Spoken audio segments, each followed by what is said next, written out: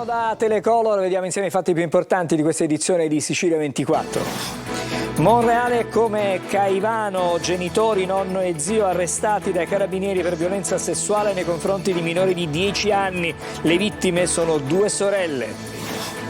Stupri di gruppo e violenze di genere. La stanza zero a Bronte cerca di rompere il muro di paura delle vittime che non hanno il coraggio di denunciare. 1000 occhi sulla città. Comune e prefettura di Palermo mettono in atto strumenti per contrastare violenze e criminalità. Firmato un protocollo nazionale. 7 indagati per l'incendio all'aeroporto Fontanarossa di Catania, tra loro anche l'amministratore delegato di SAC Nico Torrisi. Un atto dovuto, dice la procura. Catania insicura, nuova inchiesta di Sicilia 24, cittadini stanchi della microcriminalità, lamentano la scarsa presenza delle forze di polizia e chiedono che siano costanti i controlli sul territorio. Calcio, Brindisi Catania rinviata, data da destinarsi la decisione legata alla inagibilità dello stadio Iacovone di Taranto e alla impossibilità di trovare un altro campo.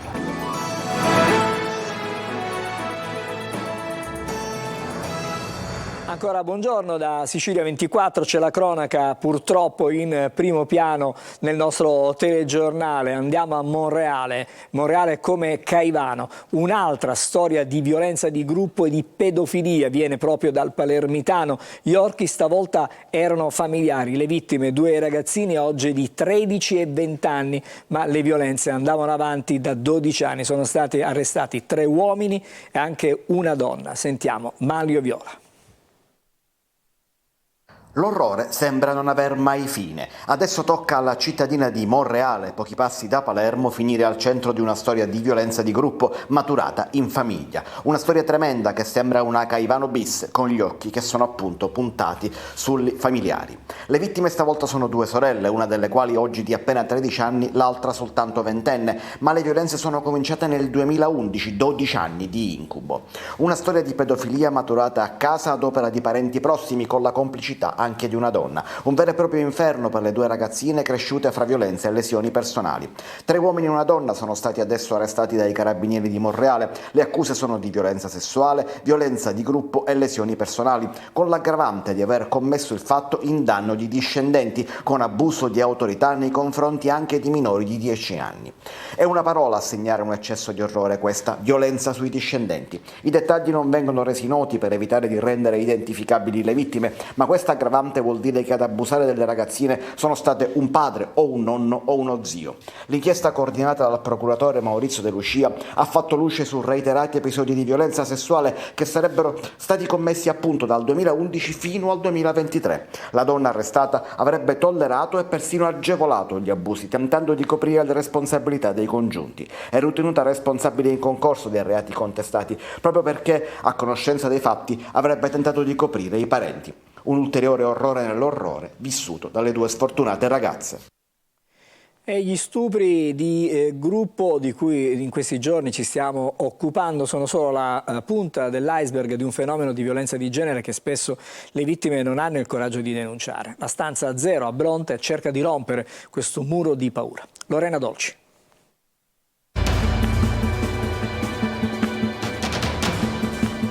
Varcare questa porta è il primo atto di coraggio. A volte ne seguono altri, a volte purtroppo no.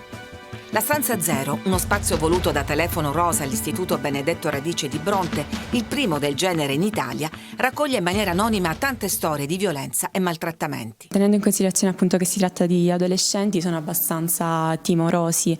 Quando entrano qui dentro provano, diciamo, anche un senso di vergogna. La stanza si chiama zero perché deve segnare un punto di ripartenza, quindi si riparte sempre da zero. Un punto di svolta perché si decide di dire basta, di fare qualcosa per cambiare il proprio vissuto. 170 segnalazioni nel primo anno, di cui solo il 10% trasformate in denuncia. Tra quelle rimaste sommerse anche alcuni casi di stupri di gruppo che richiamano l'orrore dei branchi di Palermo e Caivano. Abbiamo avuto diversi casi in cui sono venuti a raccontarci che in passato avevano subito violenza di gruppo, ma non erano riusciti, non avevano avuto l'appoggio giusto per farlo emergere. Storie di vittime, carnefici e anche testimoni involontari familiari, come quel ragazzo che ha affidato a un biglietto anonimo questa richiesta di aiuto. Io ho assistito ad una violenza sessuale perpetrata da un mio compagno su una ragazzina e io non ho fatto niente.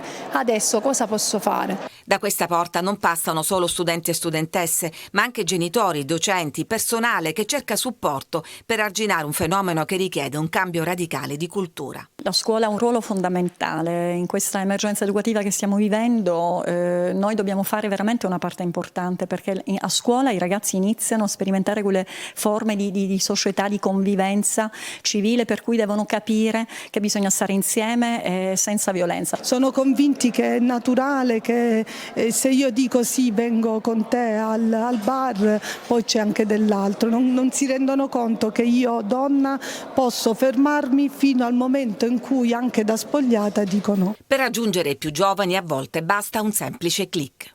Inquadrare il QR code e collegarsi al sito del telefono rosa dedicato alla stanza 0.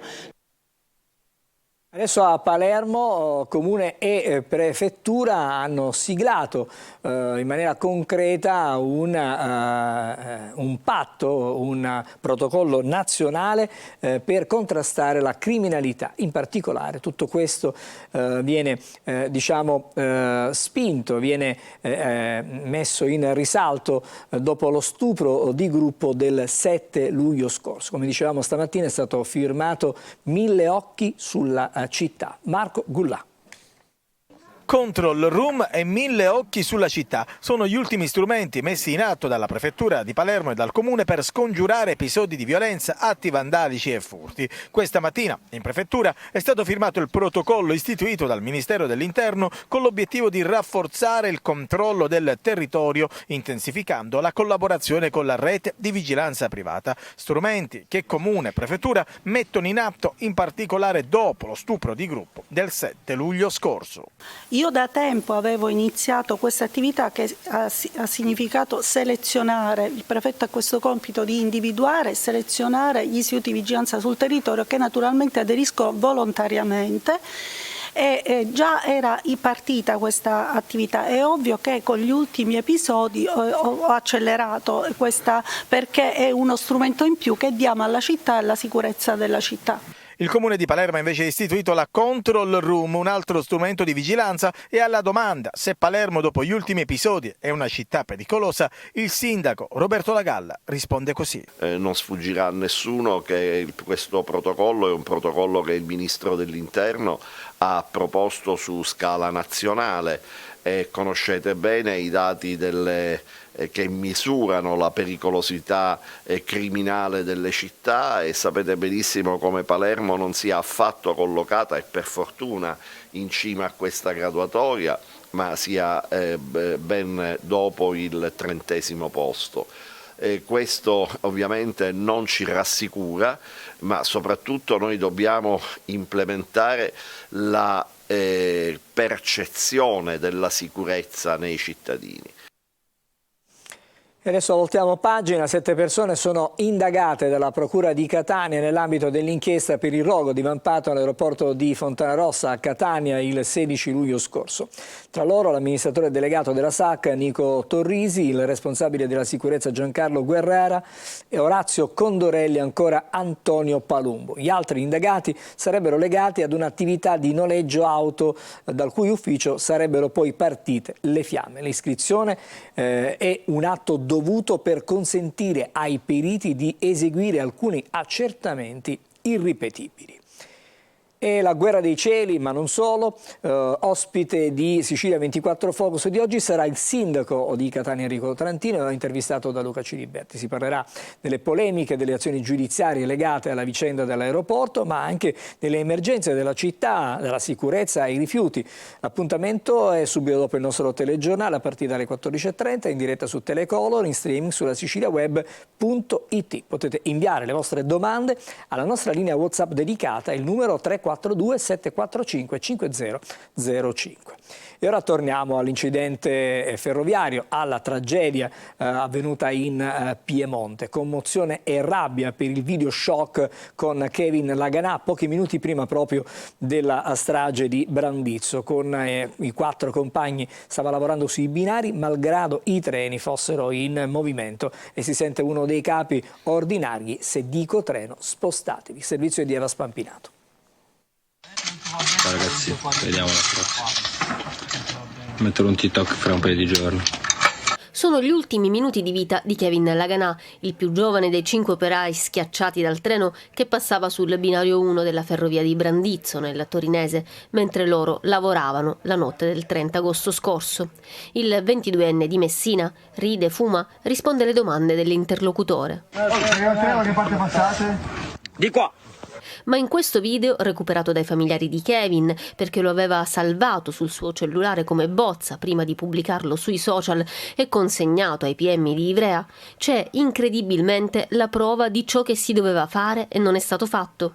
La circolazione dei treni non è mai stata interrotta e gli operai della ditta Sigifer non avrebbero lavorato in sicurezza. Secondo l'avvocato della famiglia Laganà, Enrico Calabrese, da questo video sembrerebbe emergere un modus operandi non occasionale, con direttive assai pericolose per i lavoratori, oltre che tanti dubbi sull'adeguatezza tecnica dei sistemi di comunicazione e di sicurezza. Io guardo il segnale appena dico, uscirà quella parte, perché i treni passano qua, devo passare gli ultimi treni, alle 10:40 c'è l'ultimo treno. Nei 6 minuti e 48 secondi di filmato si sente una voce che impartisce le disposizioni per il lavoro. Potrebbe essere quella di Antonio Massa, addetto della RFI, indagato insieme con l'altro sopravvissuto, Andrea Gibin, capocantiere di Sigifer. Io guardo il segnale, appena dico via uscite da quella parte, perché i treni passano qua, dovrebbero passare gli ultimi treni. Kevin non sa che questo sarebbe stato il suo testamento prima di morire. Operazione antidroga della polizia ad Augusta, nel Siracusano. Sono state arrestate 3 persone, una è finita agli arresti domiciliari, un'altra sottoposta all'obbligo di dimora. 6 indagati invece in stato di libertà. L'operazione, denominata Crack Point, ha sgominato una banda dedita al trasporto, al traffico, allo spaccio di cocaina e crack. Ci fermiamo adesso, una breve sosta, subito dopo le altre notizie.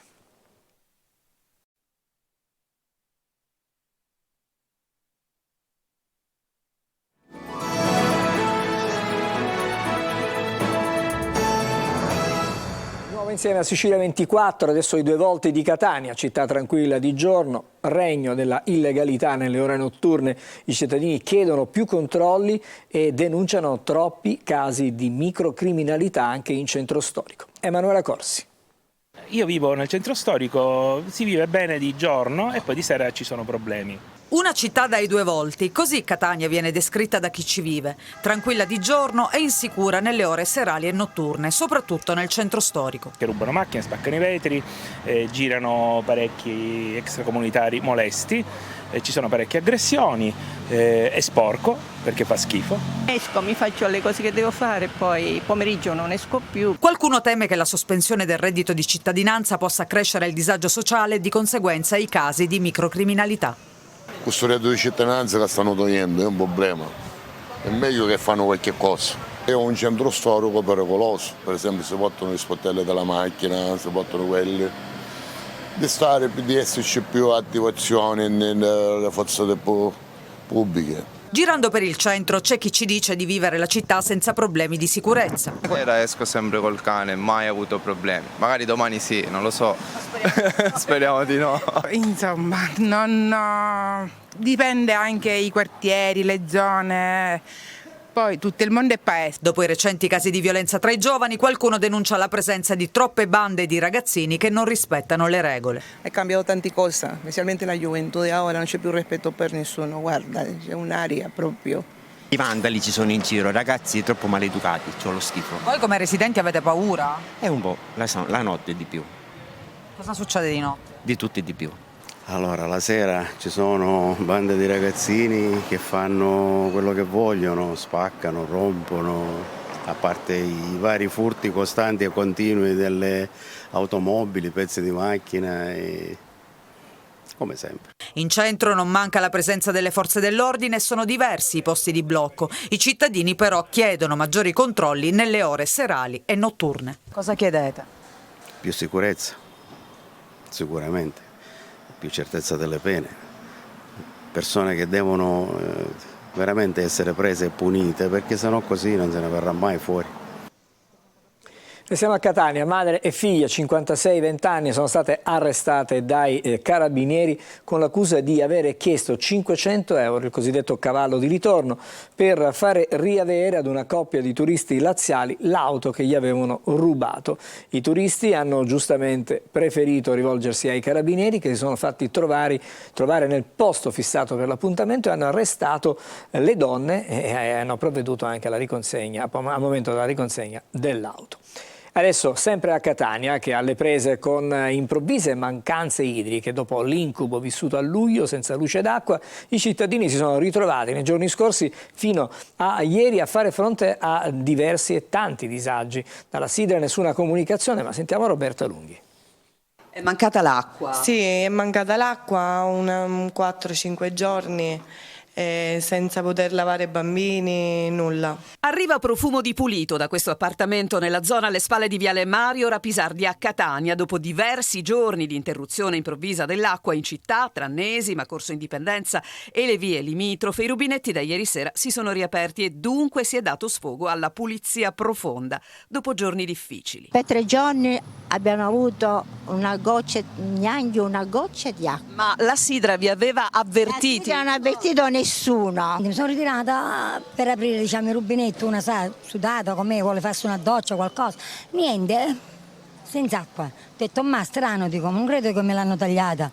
Poi ho chiesto al vicino, no, mi ha detto, di sabato, dice che siamo senza acqua. Dopo l'incubo vissuto durante il mese di luglio a Catania con il dramma dell'assenza di luce e acqua come conseguenza delle altissime temperature e degli impianti non adeguati, lo sfogo e il timore della gente è stato raccolto anche dal Movimento Popolare Catanese, che ha riunito alcuni cittadini. Avendo appreso attraverso i giornali locali di questa situazione che dura da tempo, è giusto fare una protesta che si nomina un generale anche qui, vediamo di risolvere il problema dell'acqua. Questo è lo scatto di una giornata raccontata come la 7ª senza acqua. Il post su Facebook era uno sfogo social che abbiamo raccolto. Ero veramente arrabbiata perché avevo caricato anche i bidoni, portarli fino a su perché non ho l'ascensore con le scale e poi oltretutto versare l'acqua per lavare appunto le stoviglie, ecco. Il coro è unanime, l'acqua adesso c'è, ma la gente troppo spesso a Catania si ritrova a far fronte ai disagi improvvisi. La Sidra ha dunque completato i lavori comunicati a qualche cittadino che chiedeva informazioni telefoniche, sebbene per qualcuno il paradosso è arrivato proprio con un getto tanto forte da creare problemi. È venuta grossa e si è rotto il flessibile del bagno e ora io sono senza acqua, non posso aprire neanche i rubinetti. Voltiamo adesso pagina. Matteo Garrone porta alla Mostra del Cinema di Venezia l'Odissea dei migranti con uno dei temi più importanti degli ultimi 20 anni. Io Capitano è il viaggio di 2 ragazzi dal Senegal all'Europa attraverso i pericoli del deserto, i centri di detenzione in Libia, le insidie proprio del Mediterraneo. Eva Spampinato. Ci fermiamo ancora, ci ritroviamo con il calcio.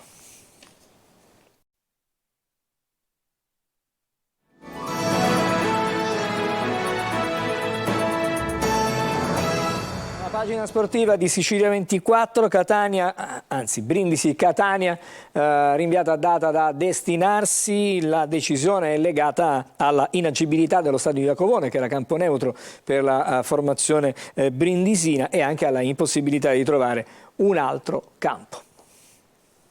Brindisi Catania è stata rinviata da destinarsi a decisione della Lega dopo che lo stadio Iacovone di Taranto è stato dichiarato inagibile a causa dell'incendio di domenica scorsa al termine della partita tra Taranto e Foggia. La gara era in programma sul neutro di Taranto perché lo stadio brindisino è sottoposto ad interventi di restauro. Il Brindisi ha tentato di trovare una soluzione alternativa cercando un nuovo impianto di gioco in Puglia, ma né Andria né Francavilla sono stati approvati. Il primo perché l'impianto non sarebbe stato adeguato ai canoni richiesti dalla Serie C il secondo per motivi di ordine pubblico, considerata la rivalità esistente tra tifoserie.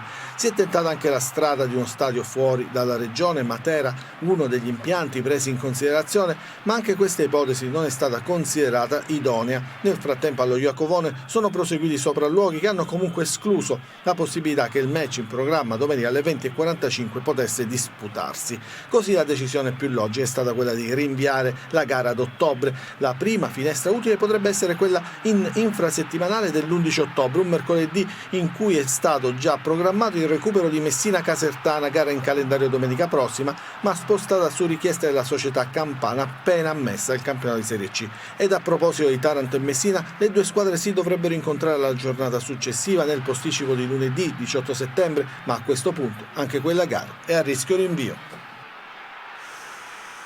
È tutto, ci fermiamo qui, grazie per averci seguito, auguro a tutti voi il buon pomeriggio.